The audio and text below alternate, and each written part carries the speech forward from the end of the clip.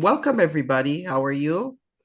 I hope today finds you in a good space. I haven't been outside all day, very unlike me, but I hope you're doing well and thank you for coming tonight. My name is Jacqueline Dwyer, and I've been playing with the soil for 12 years now.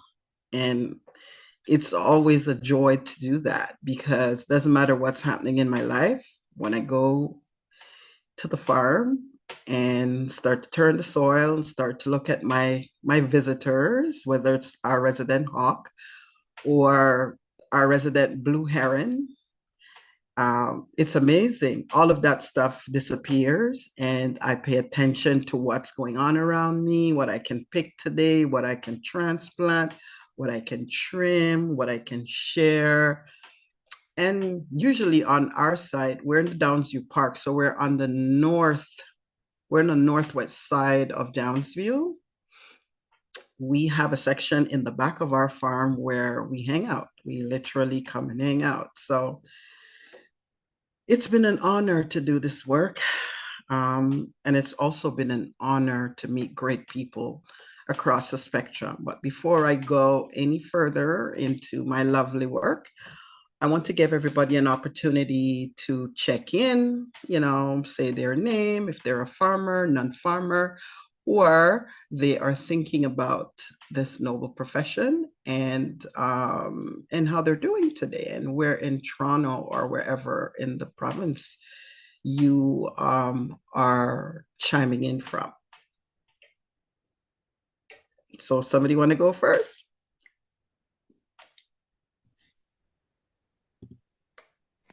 I can go first. Sure. Okay, Saguli Sagwega. This is Pamela Christian coming from Onondaga, which is near London, Ontario, along the Thames River.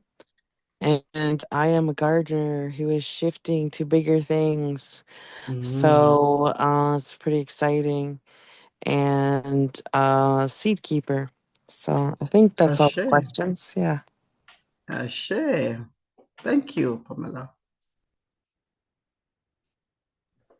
Hi. Excuse me. Hi, I can go next. Sure. My name is Surendra. My pronouns are he, him. I farm in Campbellville. I'm a small scale micro farm. Been farming about 4 years, mixed veg, a little bit of small CSA, once a week farmers market. Part-time farming, I would say. Yeah, that's me. Awesome.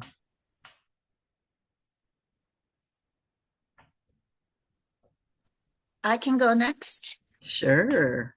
Hi, My Lily. Hi, Jacqueline. Hi, everyone. Hi, Lara. Um, I am an urban farmer in Toronto. We grow mainly vegetables and garlic, and we focus on Southeast Asian veggies, which overlap quite a bit. I've been learning over the past 5 years with a lot of other cultural vegetables around the world. So really, we grow global veggies. Um, Awesome. and we mainly sell at farmers markets, and we've been recently branching into value-added products just to increase our revenues. And right now, I am in Ho Chi Minh City, just on a family visit. Nice. Is this Lily from Downsview that used to be with Fresh City? No, must have been another Lily. Okay.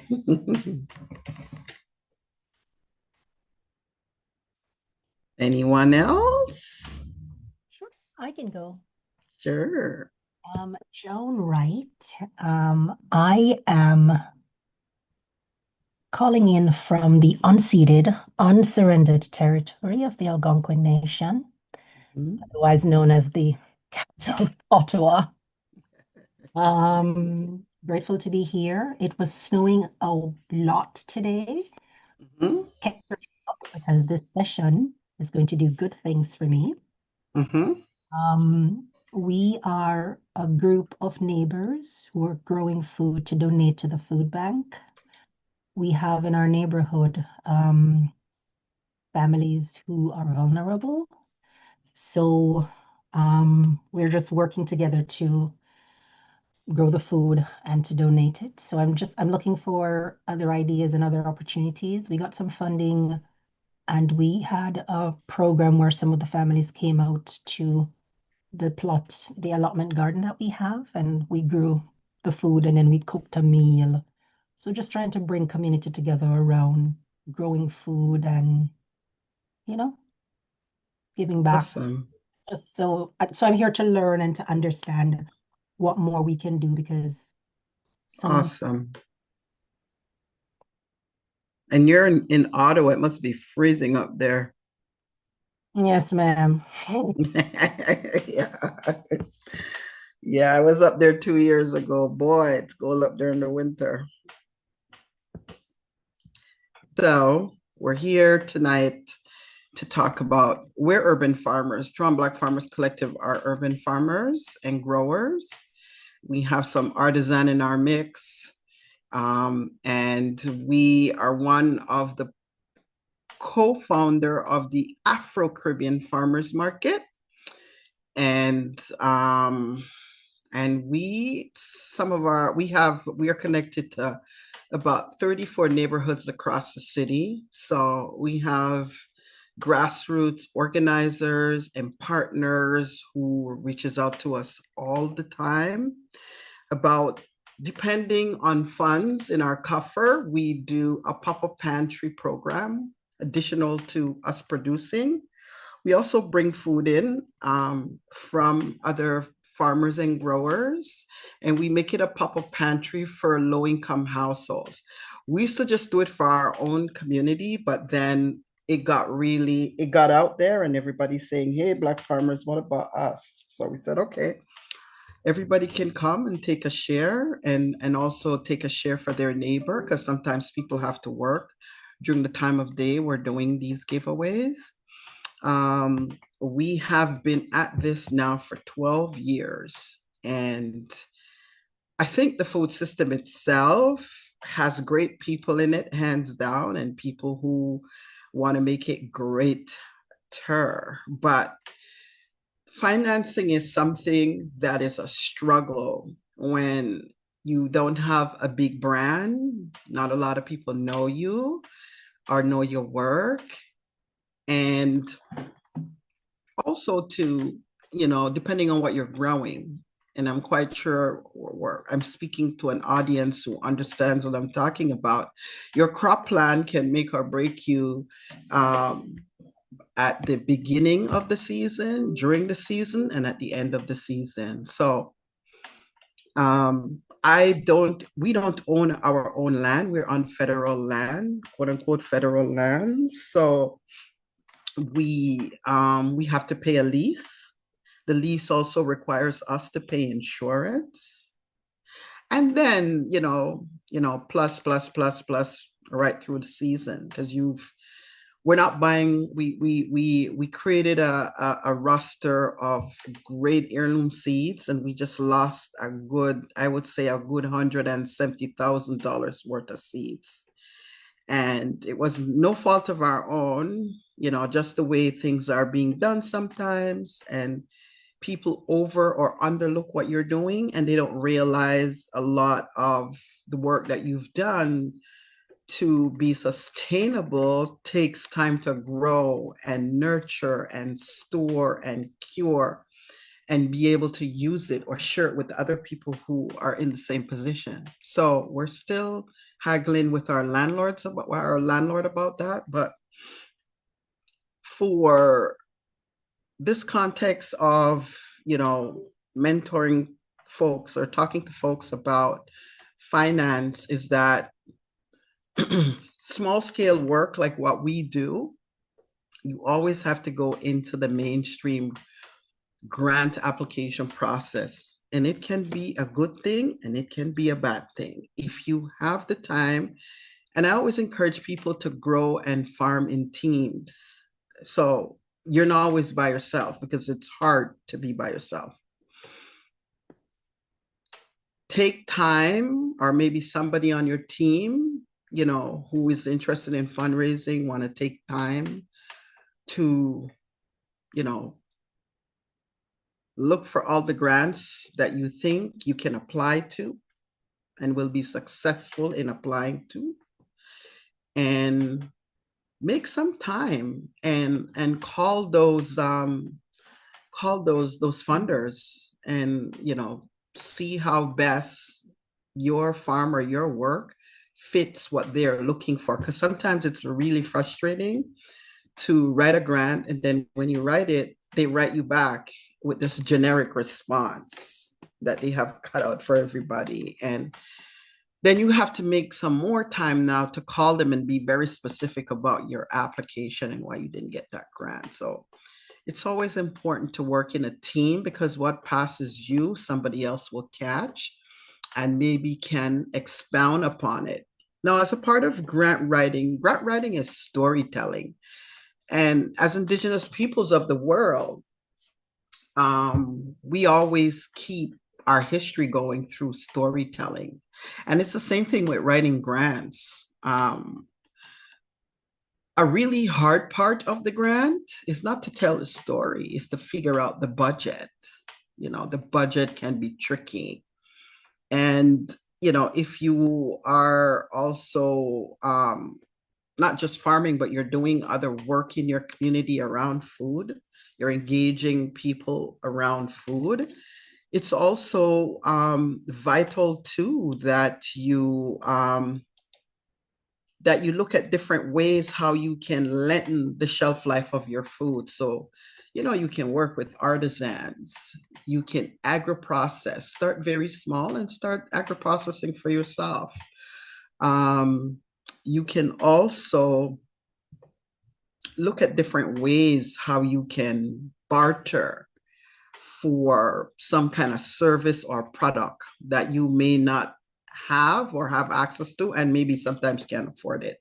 Those are also great ways to bring in more resources. And through those kinds of lines, sometimes you literally find some really, really good people that really understand what we're trying to do and want to support, want to give you space on their platform, want to expose you to their network, and so on and so forth. So it's always very, very important. I always say safe space. We create safe space, our work, and whoever shows up, but sometimes they bring really, really good energy and good connections with them.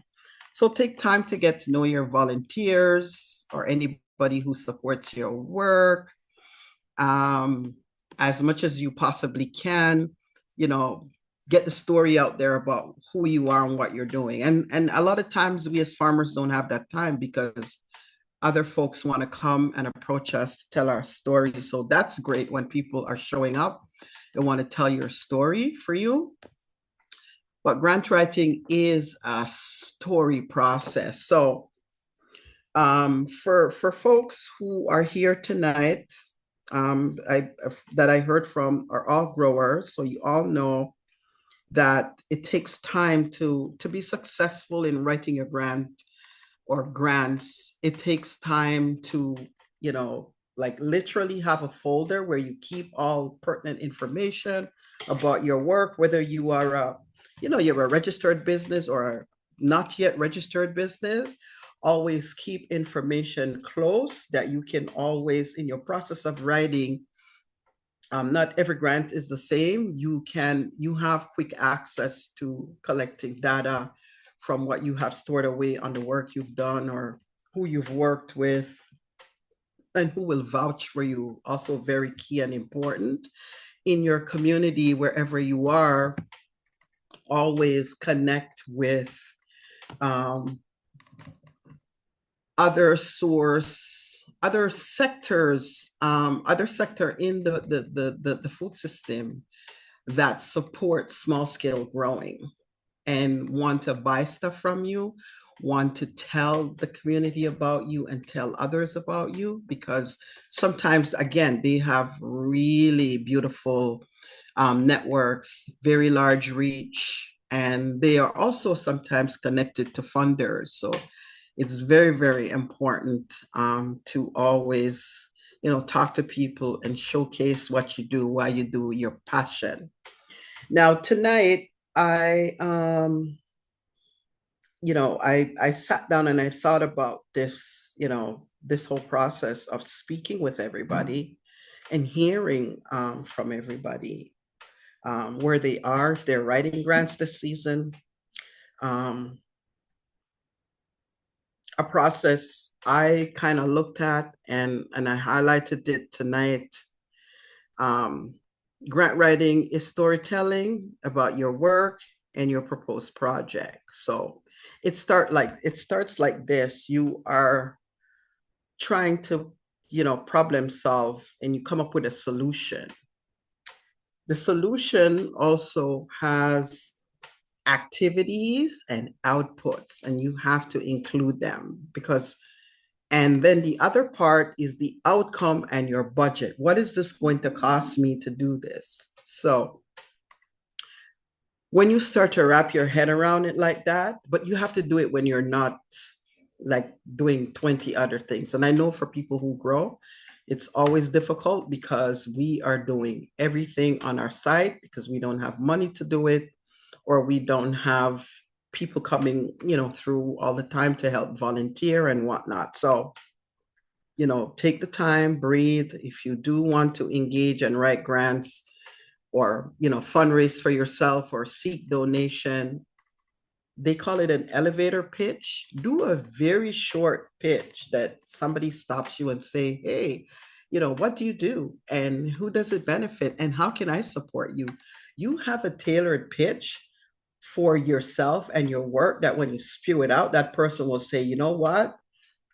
I'm going to donate to you and I'm going to pass this in my network so people know what you're doing and donate to you, or even maybe join your CSA or get you into a market space that will showcase what you've produced, which is awesome. There is no amount of money that you can have to really get that kind of promotion out there.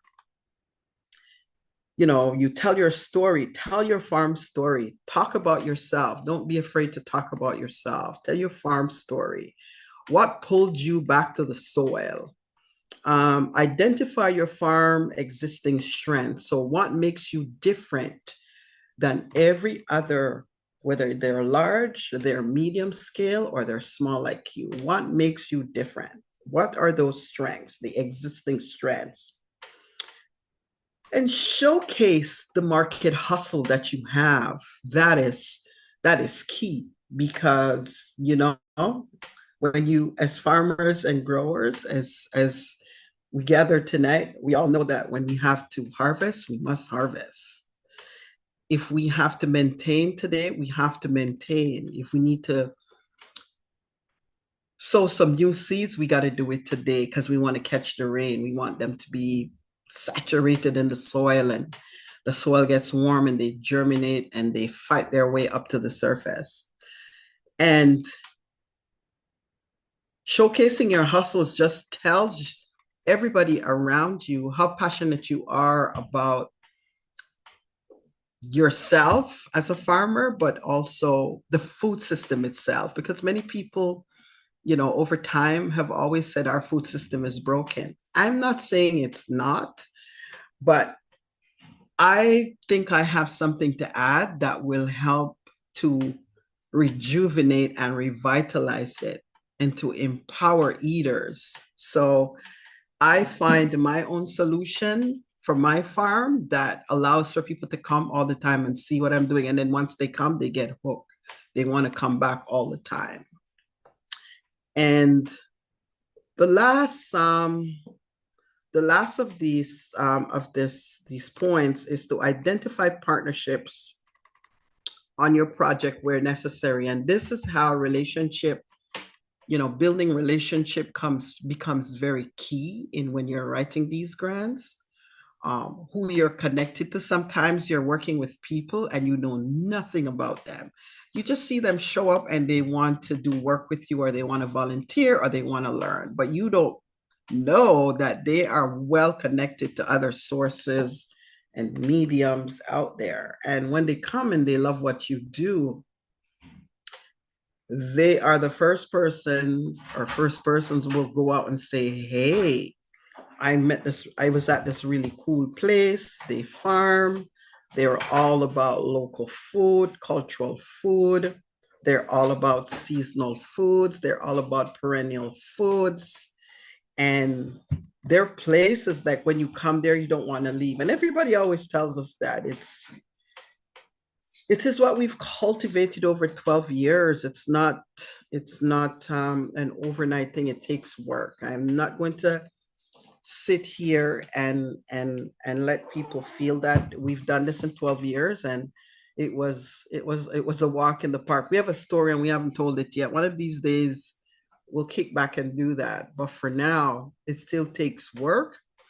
The more people know about you, the more people support you, is the more you are being pushed out on that big stage for more people to see you and scrutinize what you're doing and share with you, give you advice, or help you to further your cause with your work. So don't be afraid. It takes time to build the confidence.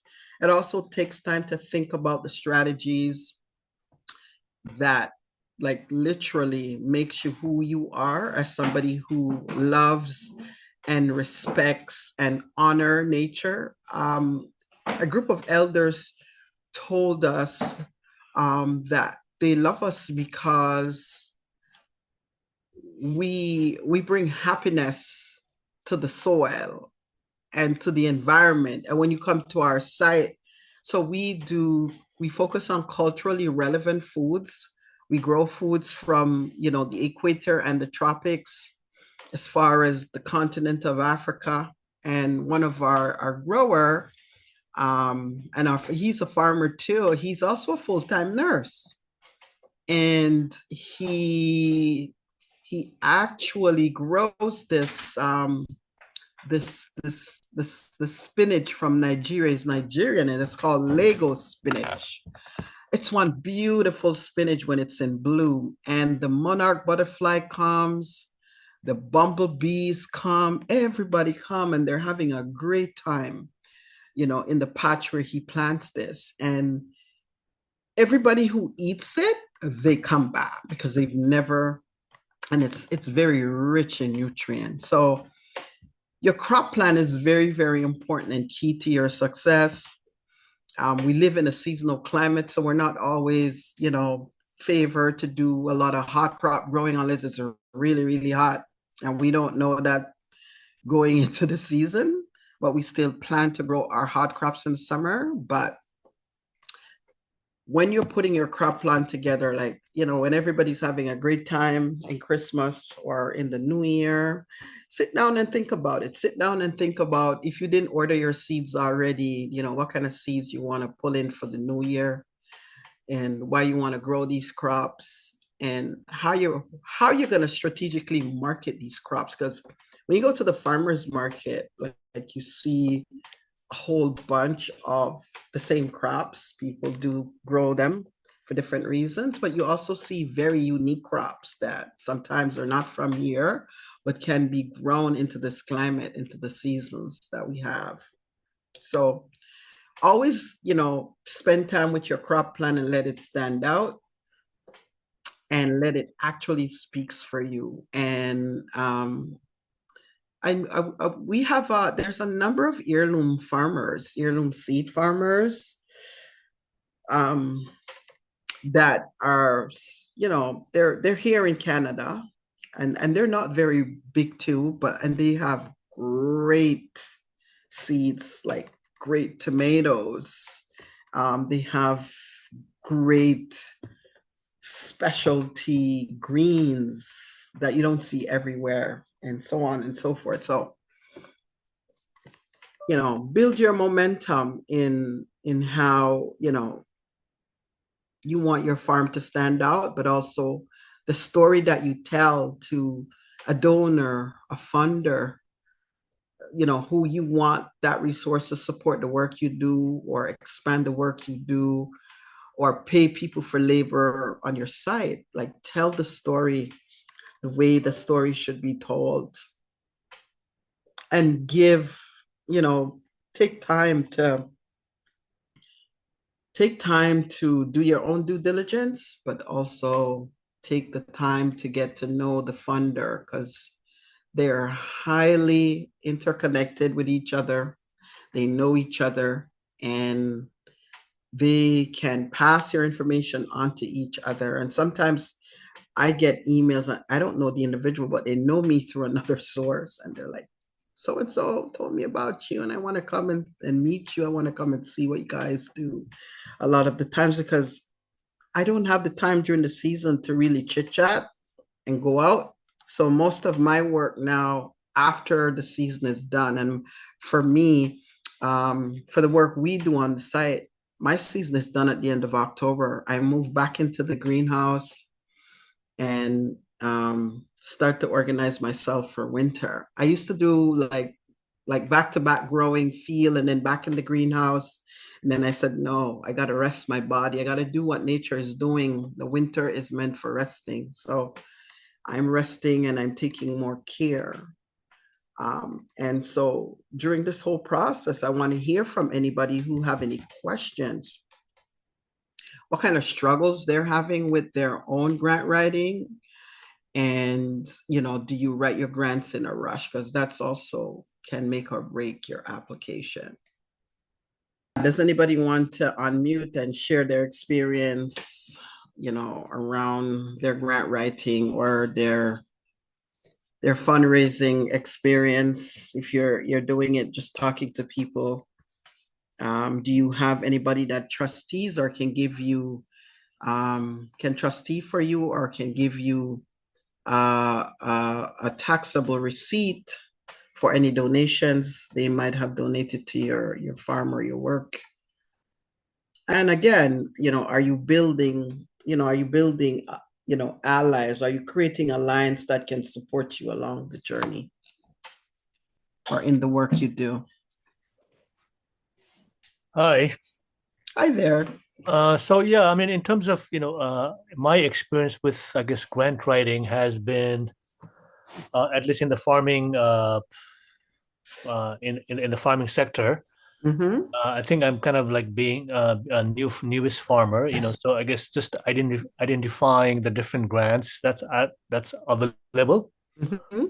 has been a challenge for me, so even before applying, right? So I guess if there's certain resources or something that that outlines the different funders, I guess for me that has been a challenge, like just finding To find them. that resource. If there's if any organization or if anybody has that kind of thing, So that's, anyways, that's talking about experience that has, because a lot of people when I talk like, oh, there must be a lot of funding and grants that in farming, but I was like, honestly, I haven't, I don't know much about them, so that's been my answer. So anyways, that's my Yeah. experience.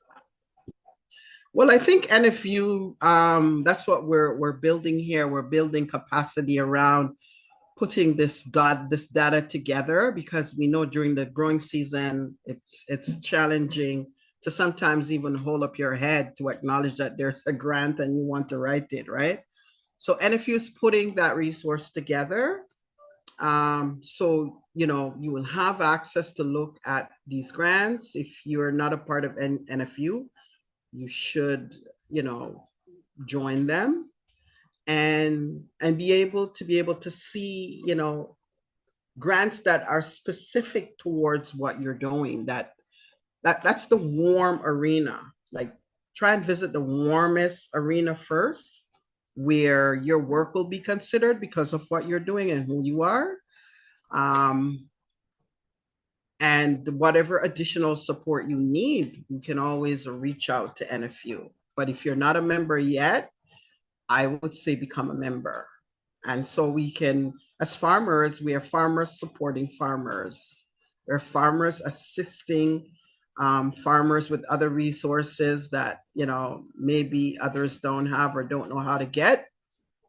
This work is a part of that, creating that accessibility for you so that you don't have to struggle to find it. And then by the time you find it, the time is already gone. And these windows are very short. The turnaround time for them is very short. So stay in the know and with whom can, you know, put that information collectively together and share it with you. And I think the NFU is one of those sources that can do that quite well. And get your name too on other rosters that funds, you know, the environment, food, people, food security, all of that, cultural foods. Get your name. Just take some time and sit down and start searching them and start getting your name or your company's name out there through those channels too. Yes, great. Thank you. Yeah, I'm a member of NFU. Thank you. Nice. So you'll get that information shortly. I can speak a little bit to that too, to what Jacqueline's mentioning. So last year, we had someone who started to collect a lot of information about all of the available grants and loans and tax incentives that apply to agriculture provincially, federally, and we have a spreadsheet. It's a little bit outdated still. I'm halfway finished updating it for the deadlines that I know are coming up. So if anybody's interested, they can email me and I can send you that spreadsheet. You might just need to double check when you go through the application what the deadlines are. And some of them you'll see I've highlighted are red because they're not accepting applications. They've put the programs on pause for whatever reason. But I do want to let everyone know too that we are developing a grant portal that will be available on the NFUO website eventually, and that's going to be free to anybody. You don't need to be a member to access that. But it does help if you have a membership because you'll get newsletters when we know about grant opportunities that pop up and share with the membership. So just wanted to drop that little bit of knowledge in there because it's really exciting. Thanks, Laura. Anyone else with any question, any concerns, or just any observation? I have a question or concern. I seem to like our farm is an urban farm. We've recently, I guess,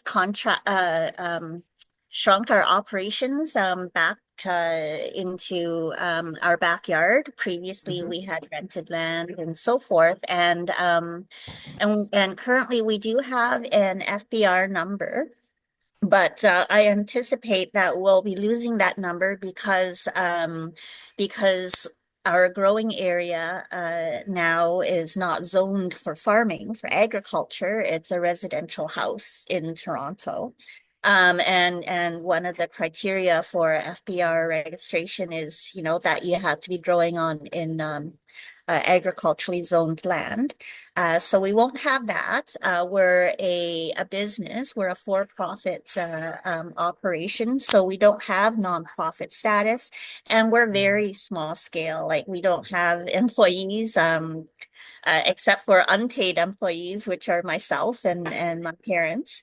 And so all these criteria, just like almost every grant or funding program that I look at, you know, for one reason or another, we are not eligible. And also involved in a number of grassroots initiatives that do revolve around food sovereignty and land back and all that stuff. But we're grassroots initiatives, so we don't have you know, we're not registered entities, and so we're not eligible for grants that way. And so I'm just wondering, one, Jacqueline, how you've managed to get funding. Like, are you a nonprofit or like what? Yeah, I guess I'm just wondering how you're able to get funds operating in an urban area and because you're a nonprofit or some other reason. And also I've heard of some horror stories about, you know, having trustees or fiscal agents and then them just taking the money. And so I'm just wondering, like, if there's any best practices or resources or a kind of, a matching program for farms and food initiatives with like trustworthy potential fiscal agents? Well, I mean, you're here. Are you a member of NFU? I am, yes. Okay, great. So NFU can definitely look into some alternatives for groups like yourself. I'm very big on partnership. Why? Because you can't do it by yourself. And I'm sad to know that you've lost land where you had autonomy with paperwork and now you're back on your own in your own backyard and it's not zoned for agriculture. So you can't really tell anybody that you're doing this in your yard. So find a partner that you can work with or start to source other small scale farmers like yourself who are on land and also are struggling. But together, your stories can become powerful and you can apply for grants together. Because how we did it, we never came into the space to farm. We just, because we eat plant-based, we wanted to learn how to feed ourselves in this economy that just kept on going up and up and up and up. We said, okay, we need to put a stop to this. We're going to do what our grandparents and parents, we grew up seeing them doing. And we were always so blessed with abundance around us. We will learn and we will do it. And so we just started very small. Are you in Toronto? Yes, I am. Okay. So I know TRCA usually they used to, I don't know if they still do, like give access to agricultural lands. Also there are a few urban farms around, so maybe you can also check them out to see if you can afford or even barter for space, like on farms. The farmers, when you're farming in an urban space, because land is such a scarce commodity, yeah, you pay your fee for the season, but you can barter to get other access to other resource. And so finding other small scale growers like yourself, some people that you can work with and, partner to apply for grants, partner to do projects together, or to develop some kind of initiative is a great way. We just literally decided that we were going to grow our own food, and we've experienced systemic injustices in terms of the food system. So we didn't want to re-traumatize ourselves. So we just literally actually started doing that work at when First City Farms was doing their urban farm program. We joined that program, and it was very small amount of money. It was you had to put time into the farm to help to build the farm, and then you literally had to put those time in. So maybe for you, if you're looking to do work, with a farm and you don't have the money, you can barter some of your labor to help them build the farm, but you still have access to a space and other resources on the farm to do your work without have to come out of pocket for it. Also, again, get your name on all these lists that are talking about local food. Get your story out there. Keep letting people know that it's not all that glitters is gold. There's a lot of people struggling in the sector to make an income from what they do, and they really love it and they want to grow more. We need to grow more farmers here. We need strong farmers and growers to help us to build a sustainable food system. And so when we talk about that, we're not just looking at summer growing, we're looking at spring growing, and we're looking at things that we could grow when it's cold outside with even snow, we can create tunnels. There's many things we can do. So just find ways and means that can work for you. If you don't have a job that you have to work during the day, you can give some time. You can parcel up your time to say, hey, I want to be able to, you know, access some land with you. I want to be able to, I don't have money to give you, but I want to barter. Like bartering is a great way all our ancestors were doing before this thing called money came on the scene. Use the bartering, it's the bartering tool. It's very, very important and it's good. And when you show up to do work and people know that you are there, you're consistent, and you're growing and you're learning and you're sharing, they want to involve you in more things. So that's one great way. In terms of the trusteeing part, I know what that feels like. I overstand. Don't let that hold you back and pull you down. There's still good people out there, and there's still good orgs with, charitable status that wants to do work or wants to support or assist you.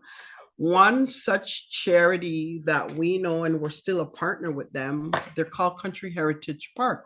They're on the north side of Milton, just off Tremaine Road. And reach out.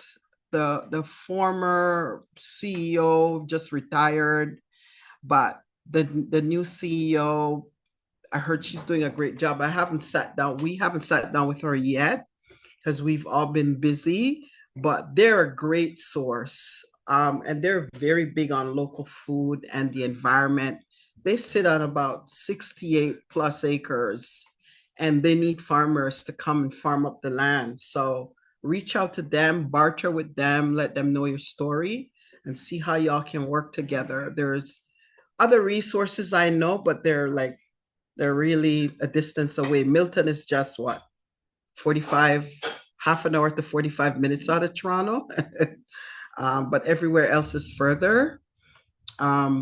Keep talking, keep letting people know what you're looking for, because people in the sector are always connected to some source or resource that can assist somebody, but don't know where to put it because, the community is tight. And if you're not in the community, if people don't know you and know your story, they can't really say, this person I know needs this support and pass it on to you. So just keep don't give up. Just anchor down, and hopefully the grants, the roster of grants that are gonna come through NFU, we can support you in a good way to be successful, maybe on one or two of these grants that can help you to get back in the stream of land access, which is very key.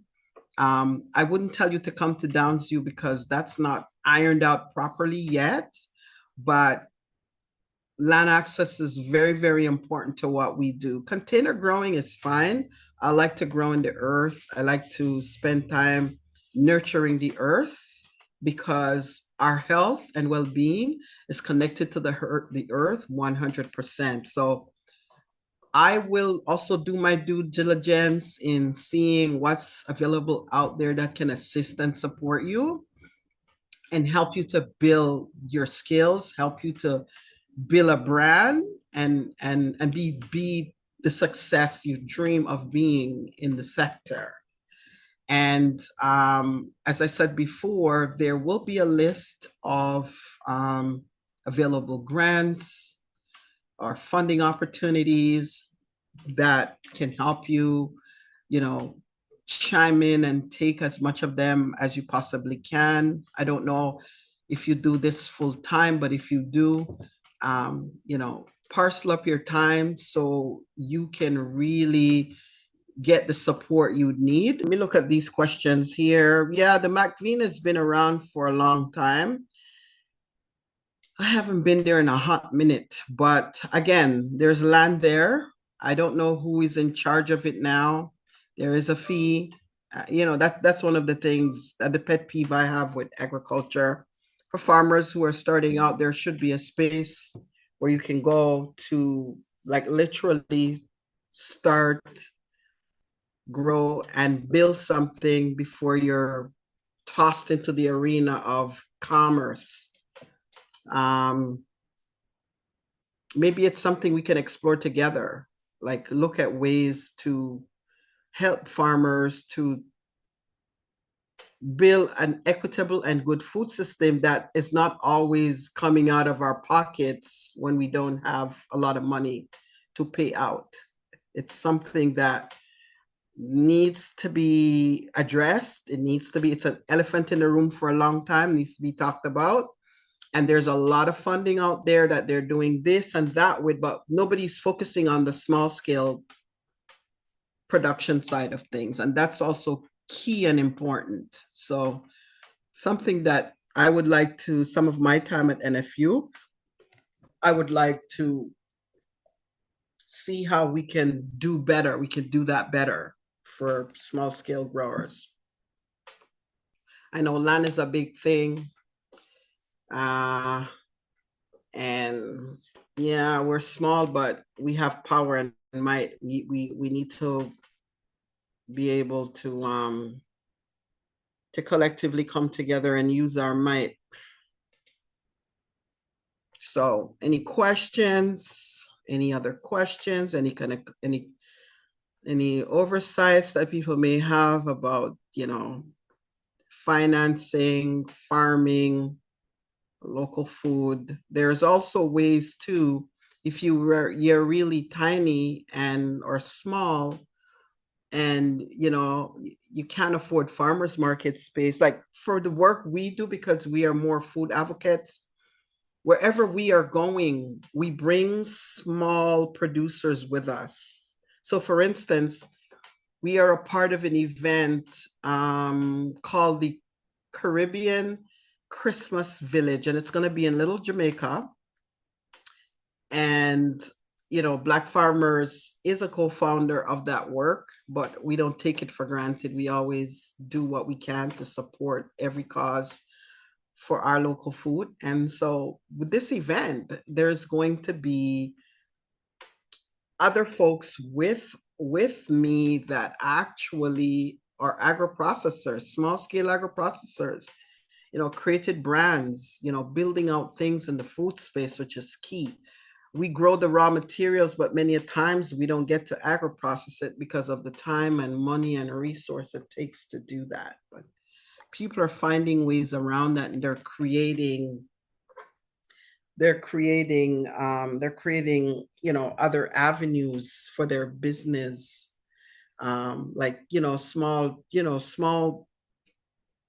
small enterprises, social enterprise that allows for them to connect and work with, create their own food brands, like food products, or it could be something like a tool or whatever you use that is valuable and useful and can fetch money that you can create and make something from. So, being a farmer, it's not just you do one thing. There's so many things around us all the time that we always have to invent things to do the work more efficiently, or agro-process the raw materials because we don't want it to go all bad, or it just dies because we never move it fast enough. We look for different ways to engage, lengthening the shelf life of what we grow. So thank you for that, Surendra. It's Joan from the Dells Corners Community Garden. Hi, Joan. Sending big ups because I'm so grateful for this presentation. Yes. Listen, we find ourselves to be in a very lucky place here because a farmer has given us a plot of land. It's 6,400 square feet. Hey, that's awesome, my sister. That's right. Bigger than anything we could have envisioned because we simply were growing the food in our front yard to donate it. And, awesome. And we went to talk with him to just see if we could rent a plot. and Yeah. he heard the work we were doing. I'm telling you this to say that you are correct in that you don't know where the Yeah. opportunity is going to present itself. Yeah. We Yeah. simply explained to him, and he said, we have all this land and it's just not being used for anything. You guys can go ahead and do what you're doing there because it's food for the food bank. And he calls himself a socialist farmer. Yeah. And so by serendipity, that's Uh, how we're out here doing the work. Ashe, ashe, ashe. Mm. No, that's beautiful. I mean, let me tell you something. You're from Jamaica, right?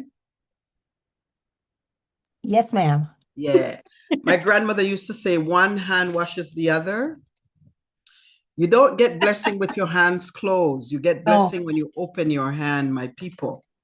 And so when you give, that gift quantifies a million times over and it comes back to you in so many ways. So you see how you started out? Even if you get to be $10 billion in business, always leave that spotlight because you're still saving more lives and you're still allowing for people to keep their dignity.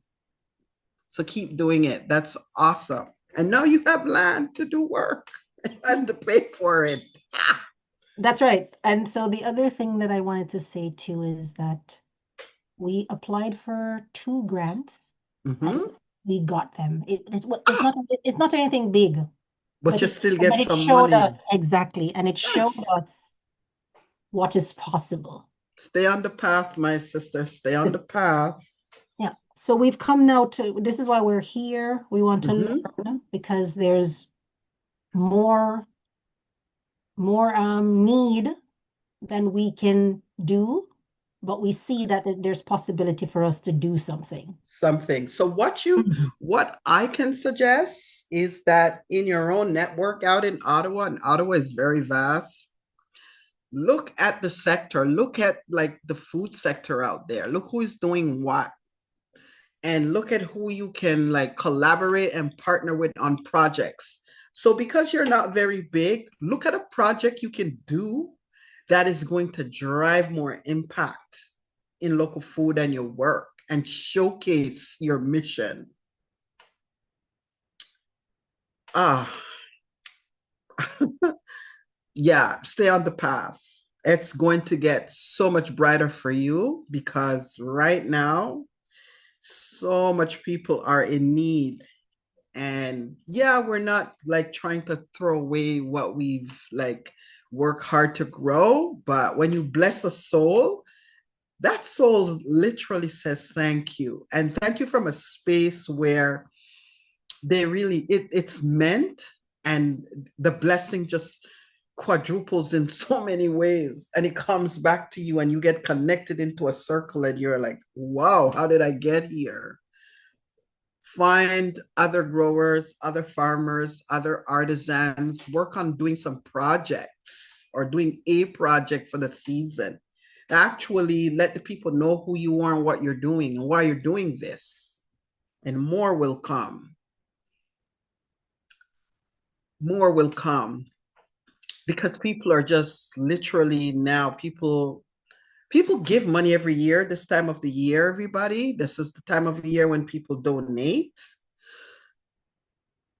I never had the time to say, you know what, Black farmers need some of this money. We're going to go after that kind of funding. We've just always been humble about, you know, the power of local food and the power of sharing food. And when you share food and people hear that story, at some point in their life, somebody had given them or shared with them and they want to give back. So find a project that you can partner with somebody else to do. And it probably doesn't take any money. It might just take the raw materials y'all have and really amplify it and let not just the community, but where you are know what you're doing. And that will bring and attract more good things to you. It's a really, really awesome to hear that. Stay on your path. It's going to get really big quick because the food banks are also struggling. And I know a lot of times, I meet people and they're like, we heard you're a farmer. And then they hear the name and they're like, yes, we had your food. The chef cooked it up for us. And your food is so good. And we're like, whoa. So what we do is very powerful, people, very, very powerful. And we just have to be strategic. So if it's projects you want to work on, it's a great way to get your word out there. If it's something you want to create, like make a product or something that will also help your farming community, that's vital. And, you can do something in your, you can apply for small grants and do something around local food and farming in a community center near you or wherever you have space that you can access for free, and do something that allows people to come out and meet and greet you. Because a lot of times people don't know that you're doing what you're doing. We've been around for 12 years and people are like, we've never heard of you. But then when they go online and they start digging, they're like, whoa. So I was the person who opened up the Black Creek Community Farm up at Jane and Steele's. And that was a rock star project. I call it a rock star fairy tale project until the folks who were involved in that project didn't see the vision. And everybody's not going to see your vision. They didn't see the vision and realize where they were in Jane Finch, and realize that there was a strong community there, and that the people knew how to advocate for themselves, but were never given an opportunity. So anywhere you take local food, always create an opportunity, because it brings so much more to you than you will ever be able to contain, because you are saving lives. You are healing people. You are healing the earth. You're healing the pollinators. The sky rains down on you because you're doing great things, and it wants to water and nourish what you're doing on the ground. So, just keep on keeping on, and always find strategic ways to partner, to collaborate, or to create. Because we're farmers, we keep creating every day. We grow these things that they have phenomenal benefits to our health and our well-being and our environment. And we need to keep doing that. And we also need to, as part of our downtime sometimes, is to let people know, who we are and where we are and what we do. And again, you will open up other channels to your work and attract other people to you, because particularly now, people want to get involved. People want to invest. The investment piece we have to figure out, but people want to invest, and people want to be connected to good food. We say clean food, but good food.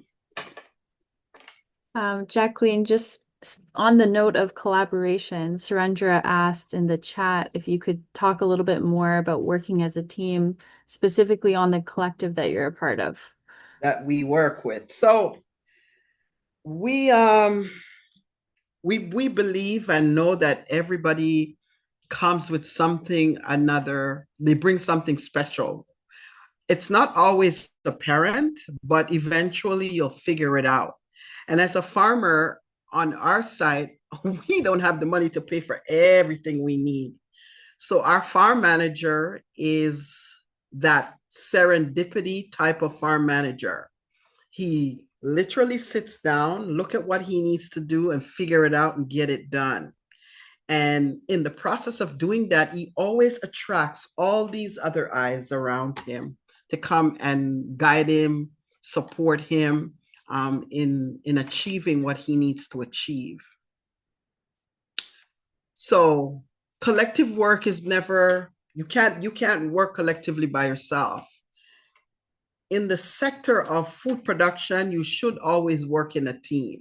Whether somebody's just volunteering with you maybe once a week, or on a weekend, always consider collective energy and collective effort, because people bring things to you many a times that you couldn't get on your own because you're too busy growing.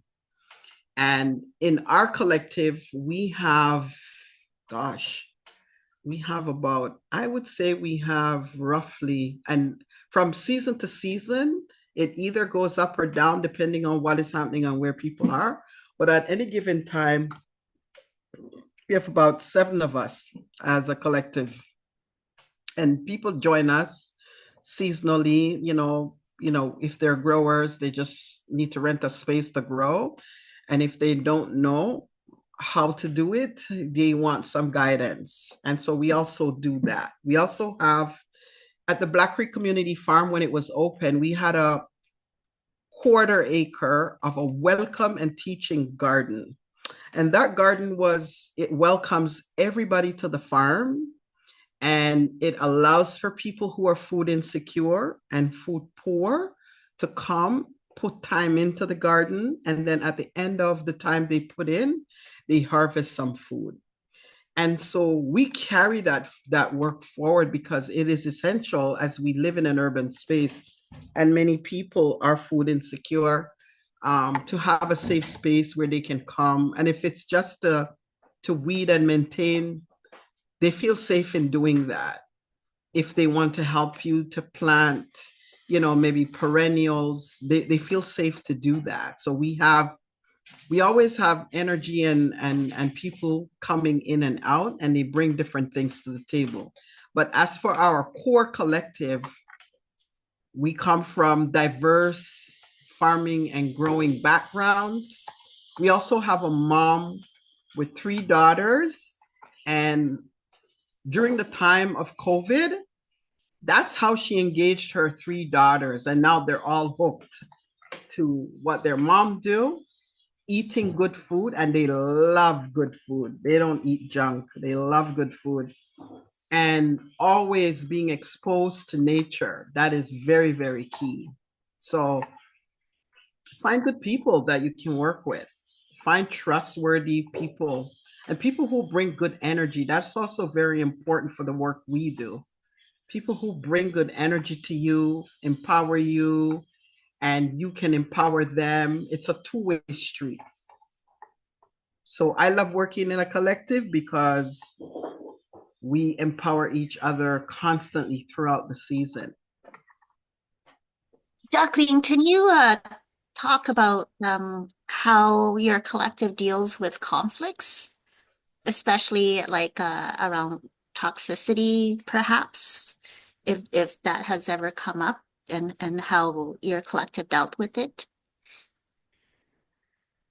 Yeah, I mean, wow.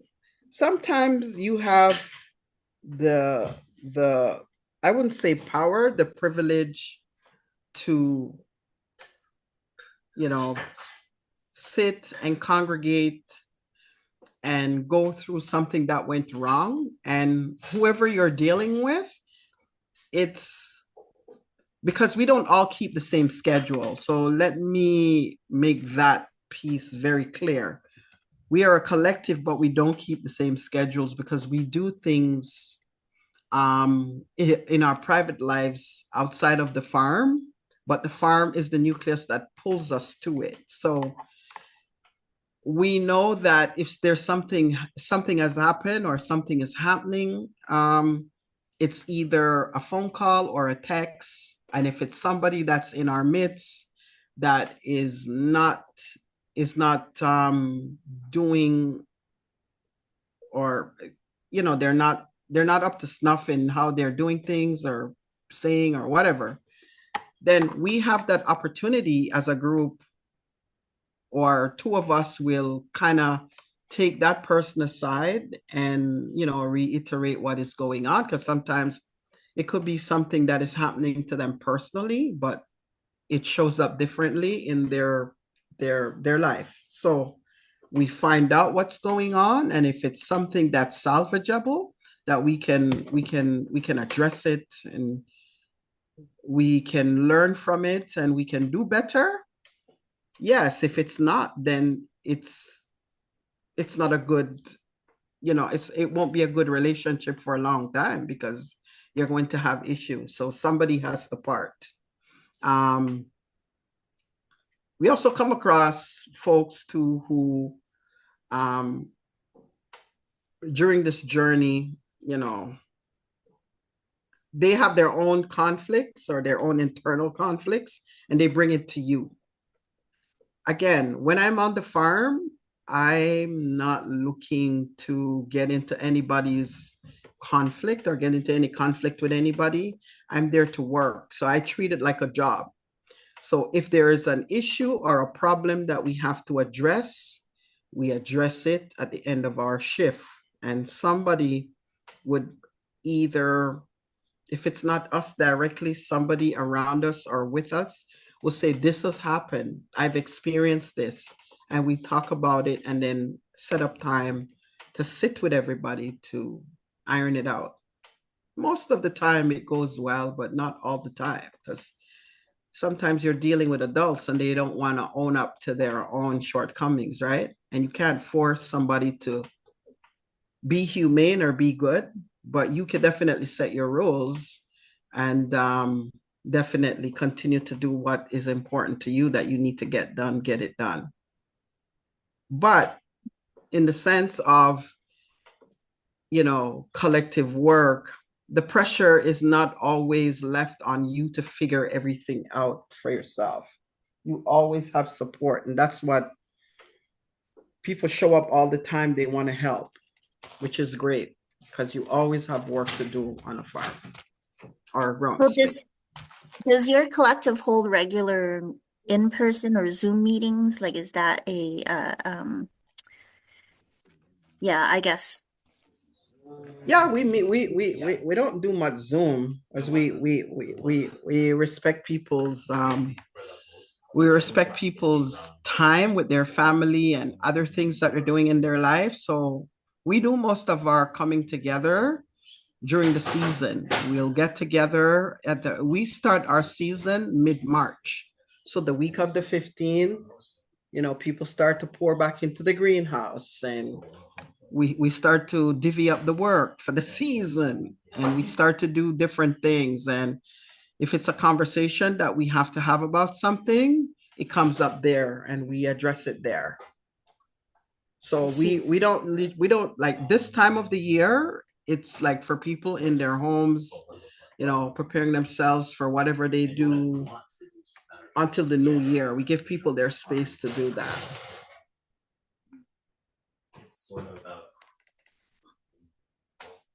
So everybody's going to run their operation differently or we're